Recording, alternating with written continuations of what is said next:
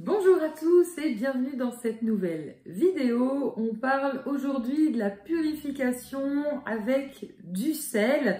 C'est une question qui revient assez régulièrement en lithothérapie. Est-ce qu'il peut être utile et surtout, est-ce que cela ne va pas abîmer vos pierres de les purifier avec du sel? Clairement, je vous déconseille cette purification avec du sel qui est une purification vraiment extrêmement forte. Donc voir l'intérêt de vouloir faire une aussi forte purification. Pourquoi? Parce qu'on va voir ensemble qu'il y a vraiment beaucoup de pierres qui ne supportent pas le sel et qui vont vraiment être abîmées déjà dans leur enveloppe énergétique, mais d'autant plus après qu'ils vont se creuser, qu'ils vont être attaqués physiquement par le sel. Donc on va voir ensemble quelques pierres que je vais vous nommer parce que la liste est extrêmement longue. Si vous souhaitez faire une purification vraiment très importante, vous avez déjà partagé des vidéos pour l'entretien classique, il faut les mettre sur une fleur de vie, vous pouvez passer sous l'eau, sauf pour les pierres bien sûr qui ne supportent pas l'eau.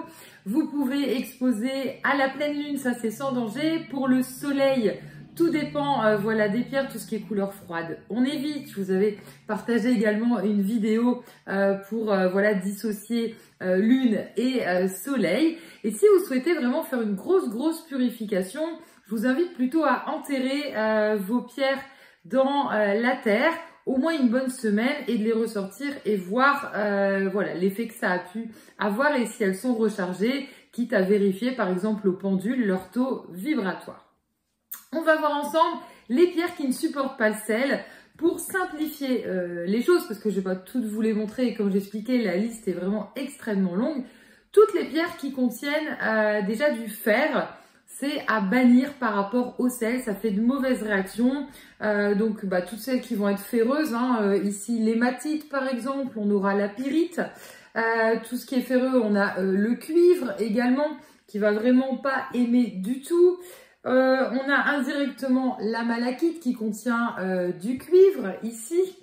Et les pierres qui contiennent du fer, vous avez le lapis lazuli, on va avoir l'amazonite, la rhodochrosite, la pierre rose.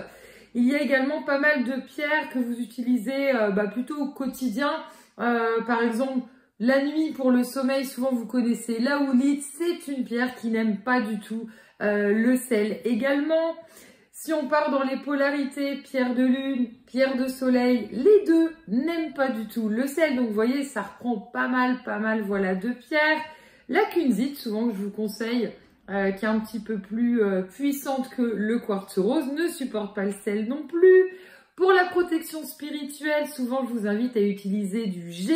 Eh bien, le G ne supporte pas le sel non plus. Donc ainsi, on a vraiment pas mal d'autres pierres. Dans les pierres bleues, on peut nommer l'apatite, l'angélite, dans leur composition qui ne supportent pas non plus, l'azurite, la chrysocole. Également, qui sont moins connues d'ailleurs, ces pierres-là, ne supportant pas le sel. J'ai pas nommé la turquoise également, qui contient aussi du fer. On va avoir la lépidolite, souvent qui vous aide quand il y a des angoisses, des deuils. Le lapis, je vous l'ai montré. La labradorite, la pierre des thérapeutes qui n'aiment pas du tout non plus le sel. La fluorite qu'on utilise pour tout ce qui est respiratoire, la créativité n'aime pas non plus.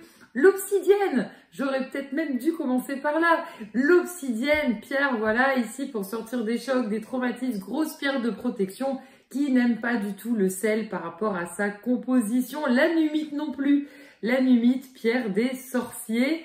La rhodonite également, cette pierre rose marbrée noire qui n'aime pas du tout. La sélénite, dont on fait de superbes lampes, n'aime pas du tout le sel non plus, elle va s'abîmer.